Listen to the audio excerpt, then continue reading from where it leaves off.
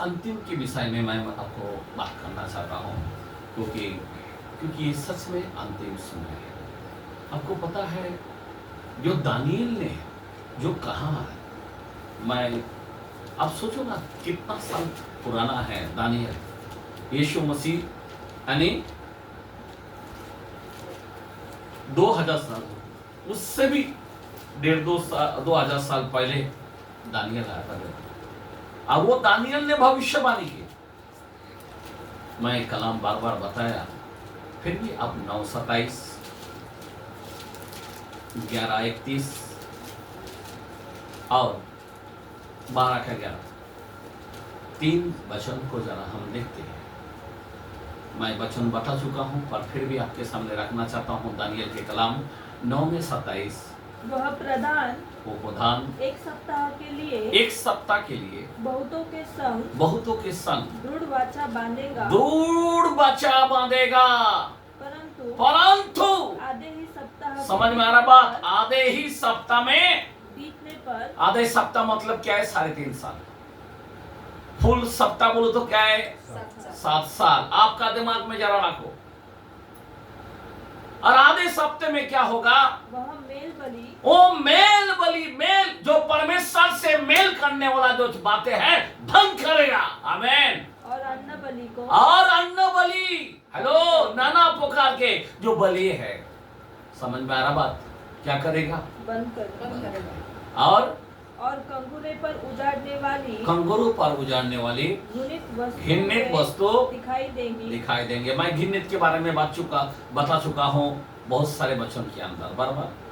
इस घृणित के बारे में पूरा वचन खोल के मैं बताया बहुत। अभी तक कोई मैं किसी का इसमें देखा नहीं है, लेकिन मैंने खोल के बताया वचन, बराबर। एजिकेल 8 के अंदर पूरा खुला घृणित वस्तु के बारे में बताया। अब जरा ध्यान देना प्लीज, मैं आपको बताना चाहता हूं, अभी बहुत ही महत्व की बातें हैं, जरा ध्यान दो। ये सब बलि बंद करेगा। आगे पढ़ो 3 कलाम, क्योंकि 3 गवाही चाहिए, 2 या 3। हाँ। और निश्चय ठनी हुई बातों के हाँ, समाप्त होने तक परमेश्वर का क्रोध उजाड़ने वाले पर पड़ा रहेगा। ओके, आगे 11:31, 11 चैप्टर 31। तब उसकी सहायक खड़े होकर दूर पवित्र स्थान को अपवित्र करेंगे और नित्य होम बलि को बंद करेंगे। हाँ, वे उस घृणित वस्तु को खड़ा करेंगे, वो घृणित वस्तु को खड़ा करेगा जो उजाड़ करा देती है। समझ में आ रहा बात? ये सब चीजों को क्या बंद करेगा? बंद करेगा। हालेलुया। अभी 12:11, जब से नित्य होम बलि जो मतलब क्या है? जो इंसान अपने आप को समर्पण करता ना, उसको होम बलि बोलता है। जैसा 12:1-2 के अंदर लिखा है रोमियो के कलाम में, अपने शरीरों को जीवित बलिदान चढ़ाना, ये आत्मिक आराधना है, बराबर ना? तो शरीरों का जीवित बलिदान जो हम लोग यीशु मसीह में मर जाते हैं, वो बंद। हमने न्यूज के अंदर, यह हफ्ता के अंदर हमने सुना है, मैंने बच्चों के द्वारे से भी बताया, जाना ध्यान दो। और वहां पे क्या देखा हमने, सुनो। वहां पे न्यूज के अंदर बताया कि ये धर्मांतर अगर कोई करेगा, धर्मांतर बोलो तो क्या है? समझा बात? तुम बच्चों बोलोगे कोई प्रॉब्लम नहीं, बपतिस्मा दिया ना तो प्रॉब्लम है, बोला तुमने धर्मांतर किया। शैतान को मालूम है कलीसिया का जन्म को रोकने का, क्या करने का? स्त्री का कोख बंद करने का, तो बच्चा आगे नहीं होगा। तो अभी जो है ये कोख को, जो कलीसिया का कोख है, वो क्या किया? शैतान ने बंद कर दिया और बताया कि जो धर्मांतर करेगा 5 लाख रुपया जुर्माना और 10 साल की सजा। जो छत्तीसगढ़ का था, अभी महाराष्ट्र के अंदर भी होगा। ऐसे करते करते पूरा इंडिया के अंदर करेगा। मैं आपको बता रहा हूँ, इसीलिए मैं आपको बताना चाहता हूँ, अभी जो संविधान है, अगर 25, 26, 27, 28 ये संविधान के अंदर है, ये बातें है ही नहीं। संविधान की जो किताब है उसके अंदर ये सब बातें नहीं है। प्रचार कर सकता है, अपना अपना चर्च ले सकता है, अपना अपना कोई अपने मन से अगर कोई स्वीकारता है कर सकता है बोला है, लेकिन इस संविधान को बंद करना चाहता है। समझ में आ रहा बात? अब जरा ध्यान देना, आपको याद रहना चाहिए 25, 26, 27 मतलब मेन 26, 27, 28 ये 3 जो संविधान का नंबर है, ये बात को याद रखना कि वो कलाम पढ़ के बताओ। संविधान का जो किताब है 26, 27, 28 ये तीन इस जो लाइन है, ये 3 जो संविधान का जो नंबर है किताब है, वो पढ़ के बताओ। वो लोग पढ़ेगा नहीं। और खुला खुला लिखा है, तुम कर सकते हो। कोई अगर खुशी से अगर कोई अपना धर्म सीखा कर सकता है तो कर सकता है, कोई जबरदस्ती नहीं है। ये देश आजाद है, मैं आपको बताना चाहता हूँ। इसीलिए मैं आपको बताना चाहता हूँ कि इस तरह है। आज मैं आपको बताना चाहता हूँ कि इतना अभी ये जो कोप जो है शैतान ने पूरी तरह से क्या किया है, अभी बंद कर दिया। अभी जरा ध्यान देना, अभी मेन मुद्दा जो बाइबल का क्या है, जो विश्वास करे बपतिस्मा ले उसी का उद्धार होगा। तो उद्धार का जो मार्ग है बंद कर दिया। उद्धार अभी ये जो पीढ़ी अभी आ रहा है, इनका एक भी उद्धार नहीं होगा। अभी जो लोग ले लिया है वो बच गए, और जो लोगों ने नहीं लिया इधर रह जाएगा, उनका उद्धार नहीं है। यीशु मसीह ने कसम खा के बोल दिया, जल और आत्मा से ना जन्मे परमेश्वर का राज देख नहीं सकता। अगर कोई बोलेगा नहीं नहीं नहीं नहीं, अरे छोड़ने अरे चोर को समय मिला था, मिला नहीं मिला था, आमीन, बराबर ना? उस समय की बात अलग है, लेकिन तुमको मौका मिला था, लेकिन अभी नहीं। वो जो समाप्त है, यहाँ पे बाइबल का कलाम क्या बोलता है, मेल बोली, अन्न बोली, होम बोली, ये सब बंद। टाइम पीरियड जो है ना, शैतान का जो 3.5 साल का हफ्ता, 3.5 उनको दिया गया है। तो उन दिनों में बाइबल के अंदर हमने 5, 18, 19 के अंदर पढ़ा है, बराबर। हम उसमें भी वहां पे क्या बोलता है कि उस दिन में किसी का उद्धार नहीं होगा। वो काली घटा का दिन है, वो अंधकार का दिन है। सांप बराबर सिर से भागेगा, भालू मिलेगा, भालू से भागेगा। आप सोच सकते हो सांप धसेगा, ऐसे हमारे जीवन में किसी का लाभ नहीं होगा, किसी का उद्धार नहीं होगा। आज ही उद्धार का समय है। अभी आज हम बोलते बोलते बोलते और आज तक हम लोग मेन पूछा आज तक कर दिया, जिधर जिधर जाएगा उधर उधर बपतिस्मा दिया।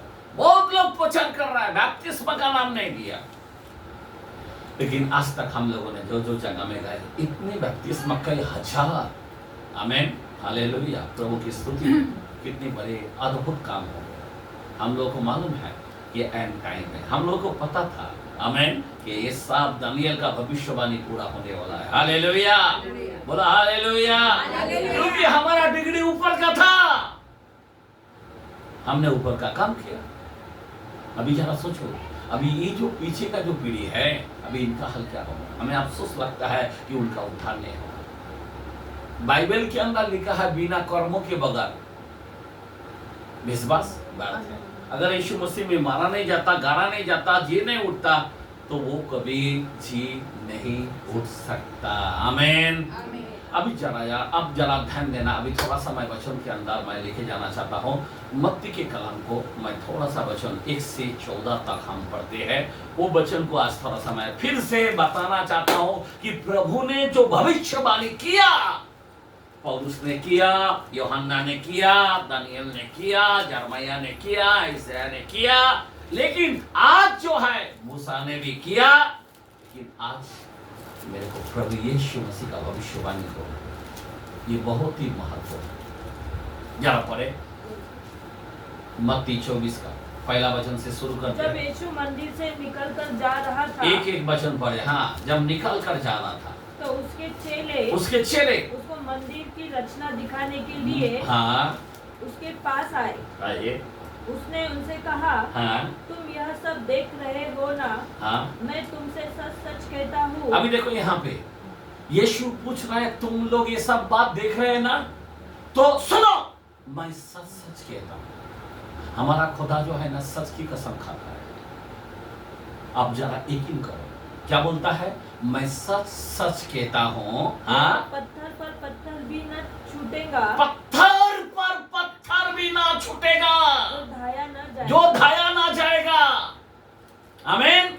ये चर्च, आपको मालूम है जब यीशु मसीह ने ये बात किया उस जमाने में, यानी यरूशलेम के बारे में जब ये बात को किया कि ये मंदिर का पत्थर पर पत्थर नहीं रहेगा, मालूम है 40 साल के बाद 70 एडी के अंदर, कितना? यीशु मसीह जाने के बाद 40 साल के बाद, मतलब 70 एडी के अंदर ये बात हो गया, क्योंकि उन्होंने यीशु मसीह को सिखाया नहीं। आमीन। समझे बात? तब उन्होंने रो रो के ये भविष्यवाणी को किया था और बोला कि पत्थर पर पत्थर ना रहेगा।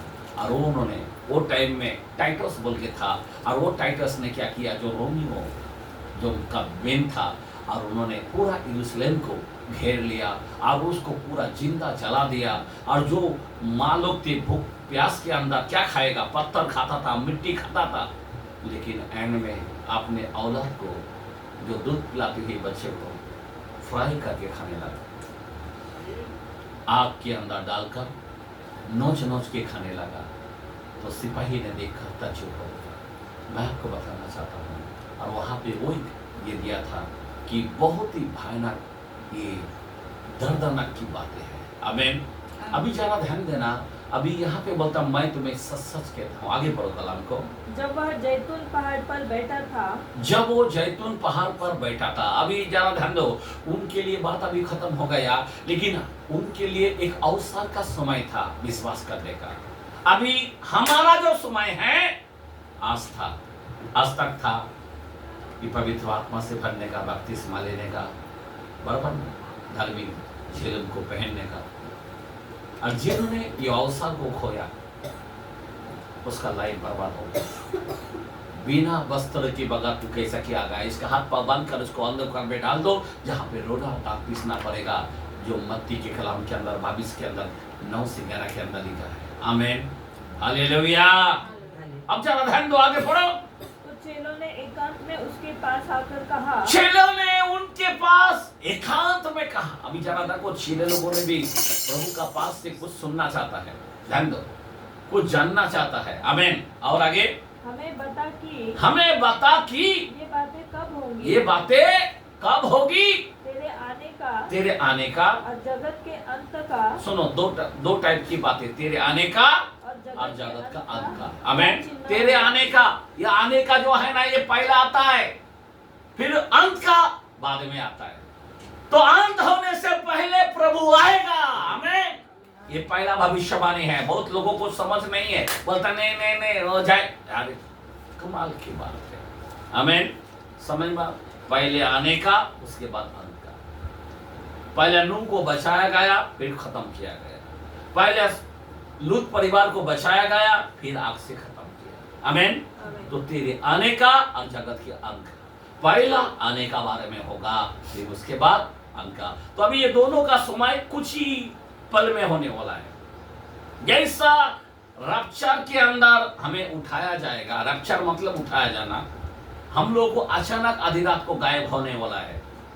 पौलुस ने बहुत अच्छा तरह से बात किया, मालूम इस आने के विषय में। थोड़ा सा मैं थोड़ा आने का बारे में बात करता हूँ, फिर बाद में आगे का वचन जाता हूँ। जरा हम 15 चैप्टर, पहला यहाँ पे हाथ रखना है, वचन को मुझे पढ़ना है। आमीन।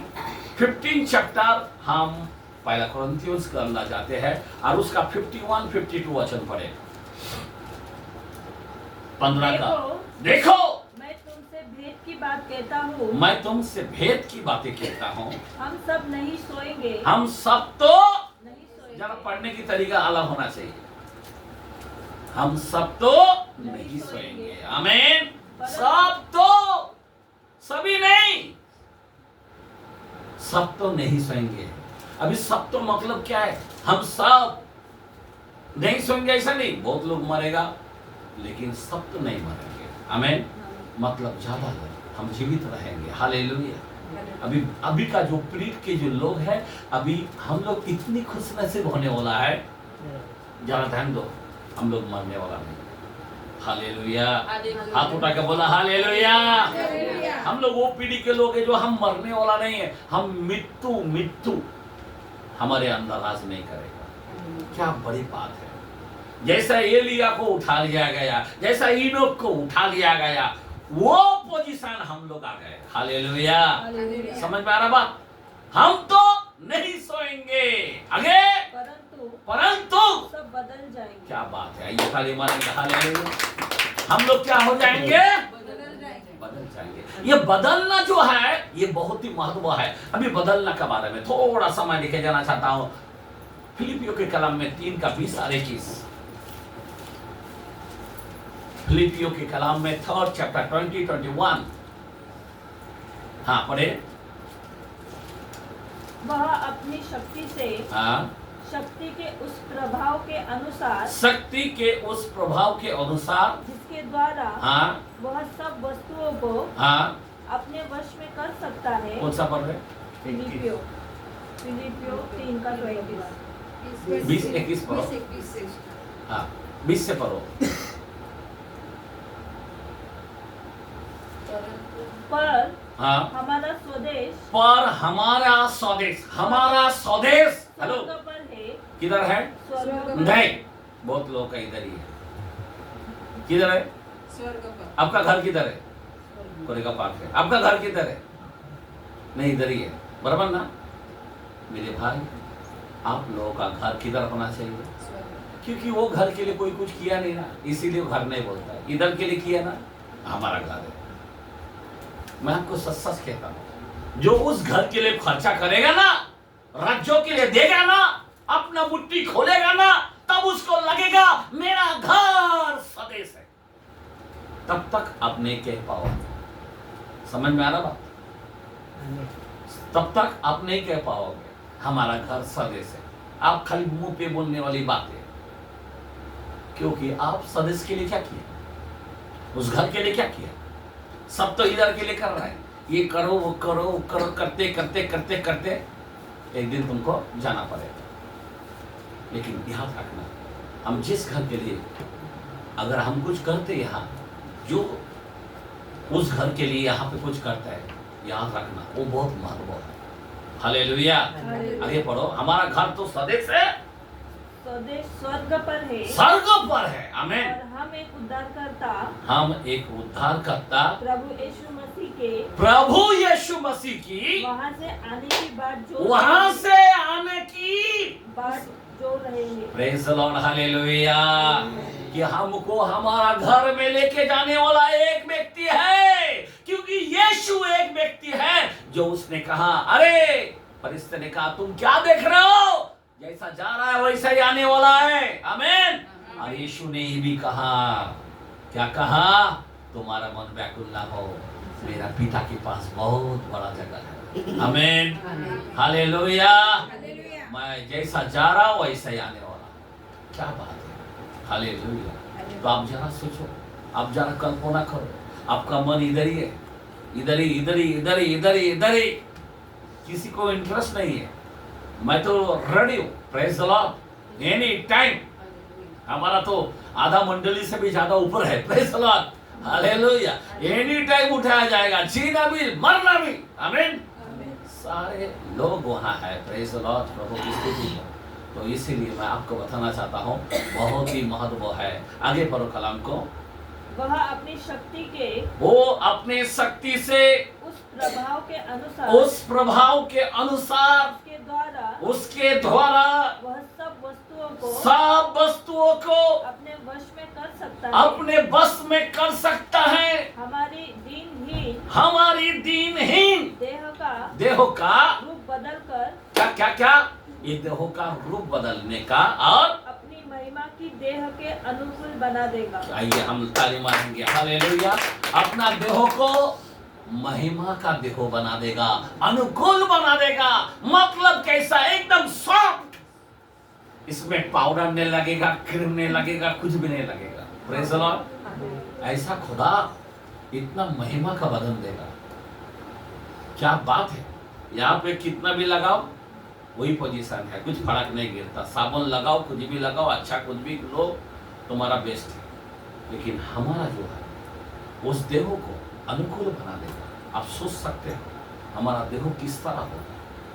हम प्रभु का मंदिर है।